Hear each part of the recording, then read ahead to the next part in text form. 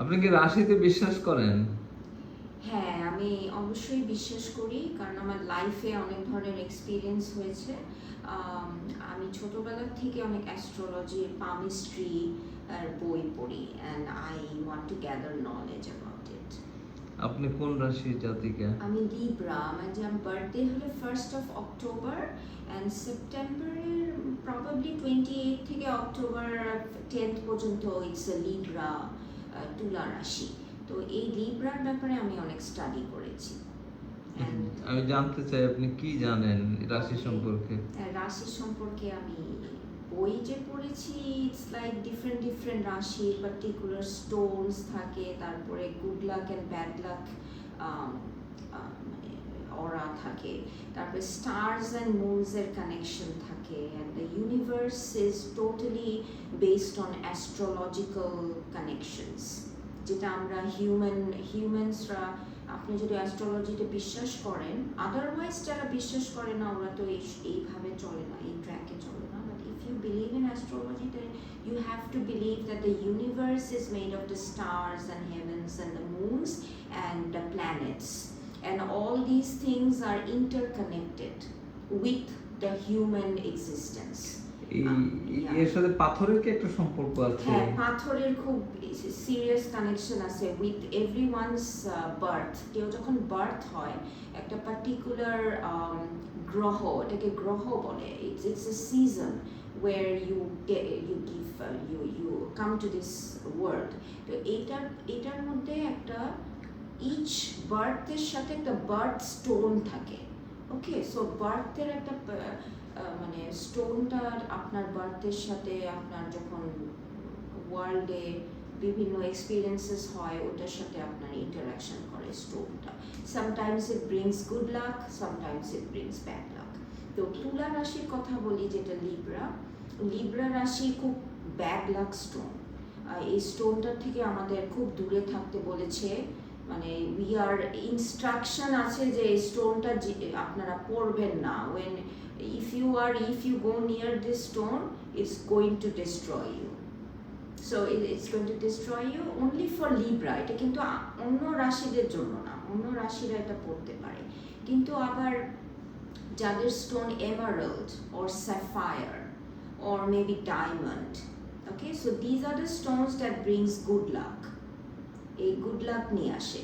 তো আপনি যদি বিশ্বাস করেন অ্যাস্ট্রোলজিতে, অনেকে রিংস পরে থাকে, আপনি দেখছেন যে আমাদের হিন্দুইজমে এটার অনেক মানে পপুলারিটি আছে অ্যাস্ট্রোলজি। ওরা একটা অ্যাস্ট্রোলজার ওদের সাথে রেখেই দেয় to actually guide them in life. ওদের লাইফ গাইড হলো অ্যাস্ট্রোলজি। ওকে, ওরা বিয়ের সময় ওরা অনেক কিছু ম্যাচিং করে থ্রু অ্যাস্ট্রোলজি। কোষ্ঠী বলে হ্যাঁ, কুষ্টি বলে। সো এগুলো মুসলিমরা বিলিভ করে না, but I think there is some truth in it. কারণ মানুষ যখন, আমি এক্সপিরিয়েন্স করেছি যে আমি যখন ওপাল পড়েছি আমার ব্যাড লাক আসছে, আর যখন এটা খুলে ফেলেছি এভরিথিং স্টার্টেড মানে বিকামিং ওকে। সো এটা আমি ইন্ডিয়াতে গিয়ে একটা অ্যাস্ট্রোলজারের সাথে কথা বলেছি। অ্যাস্ট্রোলজার বলেছে যে আপনার একটা শনি গ্রহ আছে। শনি গ্রহ means in everything something negative is trying to follow you. এটা শনি গ্রহ বলে। সো তোমার বার্থের সাথে এটা একটা প্রবলেম হয়েছে, তোমার crossing with the stars and heavens and the planets. তোমার যখন জন্ম হয়েছে ওই গ্রহটা ভালো ছিল না।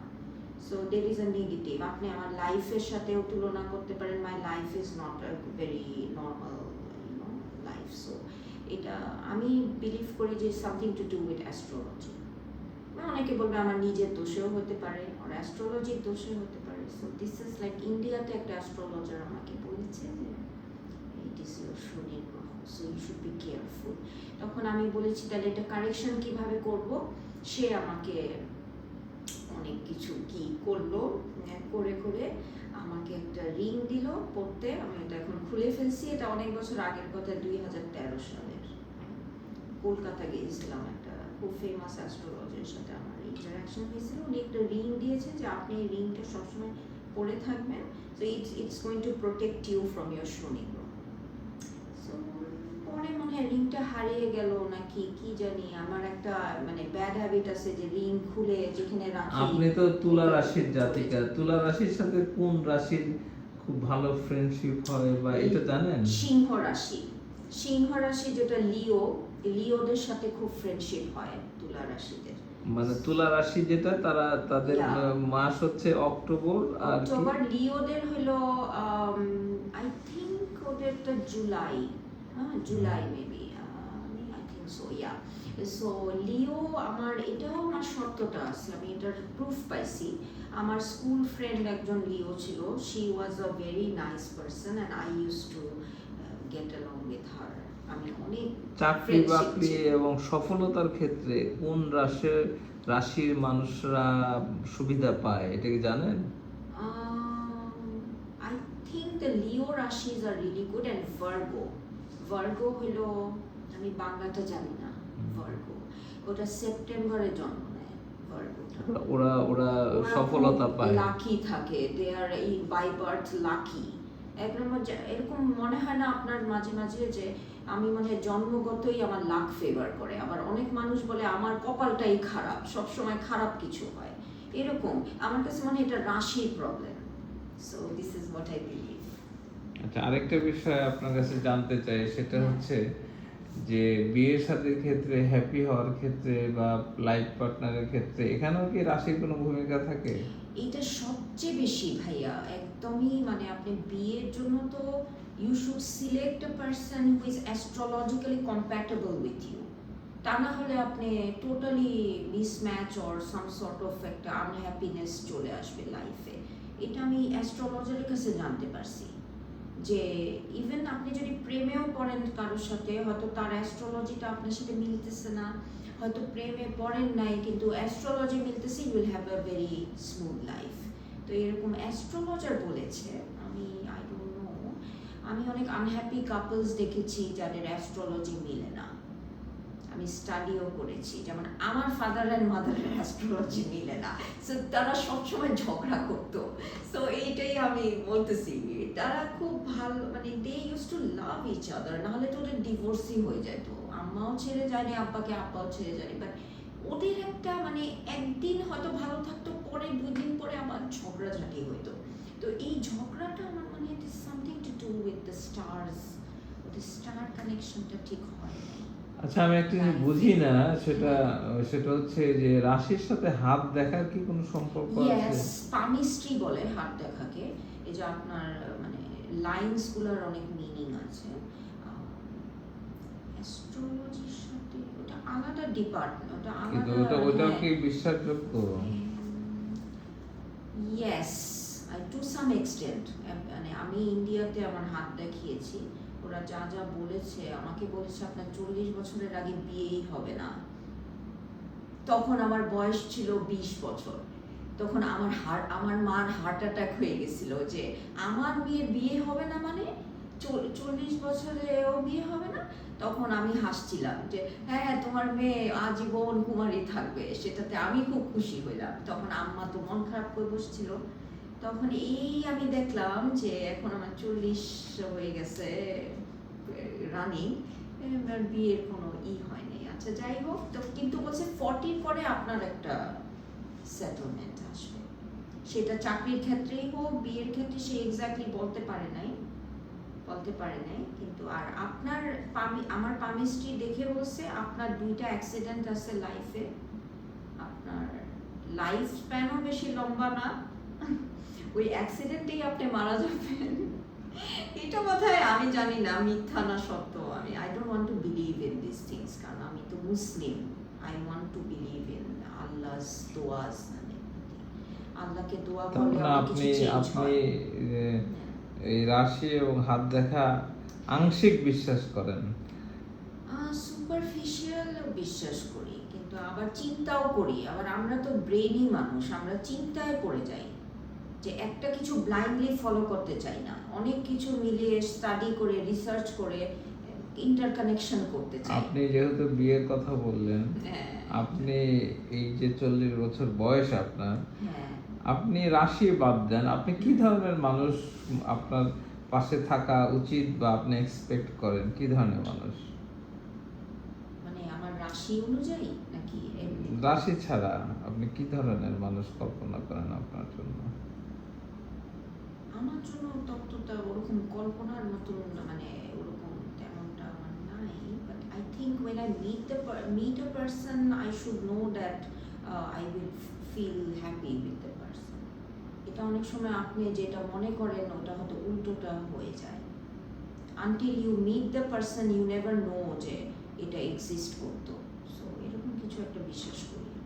না, অনেকে বিশ্বাস করে যে আমার না, আমার কোনো হাজবেন্ড পারফেক্ট হিউম্যান বিং এর কোনো আইডিয়া নাই। যে আমাকে খুব না। শিক্ষিত একটা ছেলে বিয়ে না, করতে হবে, এরকম কোনো আইডিয়া আমাকে খুব ক্রাইটেরিয়া টাকা পয়সাওয়ালা বিয়ে করতে No, হবে no, অথবা no, ভালো no, চাকরি no, করে, no. এগুলো নাই। না, never never never I never form a criteria in my head, আর ওটা আমি স্টিকও করি না। I believe that if a person, Allah যদি পাঠায় তাকে আমার জন্য, সে মূর্খও হতে পারে, সে গরিব হতে পারে, আর সে যে কোনো কিছু হতে পারে, but that person should make me happy. আপনি বুঝতে ভালো পারছি। থাকবেন, আনন্দে থাকবেন, শান্তিতে থাকবেন, এটাকে গুরুত্ব দিচ্ছেন Yeah, আপনি। গুরুত্ব দিচ্ছি। টাকা পয়সা, অবস্থান, শিক্ষাকে গুরুত্ব টাকা দিচ্ছেন না। পয়সা নট ম্যান্ডেটরি, টাকা তো লাগেই, আমার জব করতে হবে, তার কিছু করতে হবে, so that's for a practical purpose. খাওয়া দাওয়া কেনার জন্য, জিনিস কেনার জন্য তো টাকা লাগে, so but that is not a criteria for marriage. Marriage is different. আপনি তো পৃথিবীর অনেক দেশ ঘুরছেন, আপনার কাছে মনে হয় যে থাকার জন্য, বসবাসের জন্য কোন দেশটা ভালো? অনেক দেশ তো ঘুরছেন আপনি। জানি আমি পৃথিবীর তেমনটা দেশ ঘুরি নাই তো ভাইয়া। Only a few আপনি countries. ইউরোপে গেছেন, ইউরোপের তুলনায় বাংলাদেশের সাথে যদি তুলনা করেন, আই থিঙ্ক আপনার যেখানে ভালোবাসার মানুষ আছে ওখানেই আপনার খুশি। Happiness is not in a place, it's an emotion. অনেক ধন্যবাদ, অনেক দামি একটা কথা বলছেন, ধন্যবাদ আপনাকে। আপনি, আপনার বাবা কিছুদিন আগে, কিছু বছর আগে সে পৃথিবী থেকে চলে গেছে, আপনার কাছে শুনলাম। আপনার মার সাথে উনি খুব, দুইজনেই ভালো মানুষ ছিলেন, কিন্তু দুইজনের সাথে বনিবনা হতো না, আপনি বললেন। এই যে আমাদের সমাজে এই ধরনের কাপড় রয়েছে, এটা কি মানে রাশি বাদেও আরো কি কোনো কারণ থাকতে পারে? অর্থনৈতিক কারণ বা বিভিন্ন কারণ কি থাকতে পারে? থাকতে তো অবশ্যই পারে ভাইয়া। In a society there are different reasons why couples break up. কিছু ইনফিডেলিটির কারণে হতে পারে, অর্থনৈতিক কারণ হতে পারে। সো আমাদের ডিফারেন্ট হিউম্যান বিংসের এক্সপেকটেশনসগুলো different. So when you become a couple, expectation খুব বেড়ে যায় একজন একজনের প্রতি, যেটা ইনস্টিটিউশন অফ ম্যারেজটা যে হয়, এটা এক্সপেকটেশনটা খুব বেড়ে যায়। আর আমাদের সমাজে যেটা, যে ওই লেভেলে রাইজ না করতে পারলে একটা কনফ্লিক্ট আসে। তো expectation can be financial, can be emotional, okay, it can be some other reasons, maybe family problems. আমি একটা মেয়েকে জানি, যাকে জিজ্ঞেস করেছিলাম যে সে বলতেছিল আমাকে যে তার হাজবেন্ডের সাথে সে থাকবে না। তা আমি বলছিলাম তোমার হাজবেন্ড কেমন মানুষ? সে তোমাকে টাকা পয়সা দেয়? বলছে হ্যাঁ দেয়। সে তোমার সাথে ভালো ব্যবহার করে? হ্যাঁ করে। সে মানুষ হিসেবে কেমন? সে মানবিক, ভালো মানুষ, কিন্তু তার সাথে আমার থাকতে ইচ্ছা করে না, আমি তার সাথে থাকবো না। এই যে মেন্টাল স্টেজ, এটা কেন হতে পারে, কেন হয় এটা? মানে মহিলাটা বলছে থাকবো না। হ্যাঁ, ভালো মানুষ সে, তার কোনো ছেলেটা দোষ ভালো। ধরতে পারতেছে না, কিন্তু তাকে তার ভাল লাগে না, তার সাথে সে থাকতে পারবে না। এই ধরনের কি কারণে ভাইয়া? মানে সে কারণটা সে বলতে পারতেছে না, বলছে সে মানুষ ভালো, কিন্তু আমি তাকে দেখলে আমার ভাল লাগে না, আমার তার সাথে বসতে ইচ্ছা করে না, আমার কথা বলতে ইচ্ছা করে না। এটা হয়তো তার একটা এক্সপেকটেশন হচ্ছে, যেটা একটু আনরিয়েলিস্টিক, একটা ইমাজিনেটিভ ওয়ার্ল্ড সে ক্রিয়েট করে রাখছে, যেটা লোকটা ফুলফিল করতে পারতেছে না। এটা হ্যাপেন করে, এটা লেডিসদের বেশি হয়। এটা হ্যাঁ, রাশির ব্যাপার থাকতে পারে নাকি কোনো? রাশির ব্যাপারও থাকতে পারে, maybe, there is a chance. Compat compatibility হতে পারে, অটো তার সাথে তার ব্রেইন ম্যাচ করছে না, মেন্টালিটি ম্যাচ করছে না।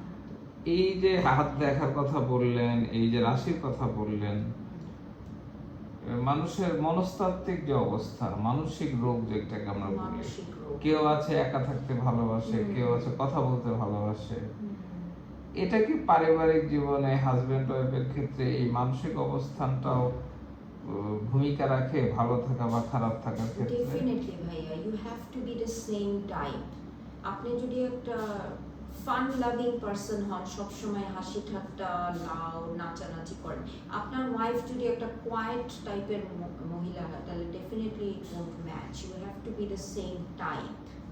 আপনি যদি চুপচাপ হন, একটু ফিলোসফিক্যাল মাইন্ডেড হন, তাহলে আপনার ওয়াইফও ফিলোসফিক্যাল হতে হবে। বাট ডিফারেন্ট পার্সনদেরও আমি দেখেছি খুব কম্প্যাটেবল হয়। যেমন আমার ফ্রেন্ডসরা বিয়ে করেছে, একজন মানে ওয়েস্টার্ন মিউজিক পছন্দ করে আর একজন ক্লাসিক্যাল হিন্দি মিউজিক পছন্দ করে, কিন্তু but they are very compatible, অনেক শান্তিপ্রিয় একটা লাইফ লিড করতেছে। এরকম দুই পক্ষটাই আমি দেখেছি। So it's very confusing. আমি বুঝতে পারি না যে এই কাপলসগুলোর কি প্রবলেমস হচ্ছে। একবার দেখি ভালো, একবার দেখছি খারাপ। So it becomes kind of confusion, or you can't actually reach মানে একটা কনক্লুশনে রিচ করা যায় না যে আপনি এটা বলতেছেন or এটা বলতেছেন। অনেক ধন্যবাদ আপনাকে। Yeah, thank you.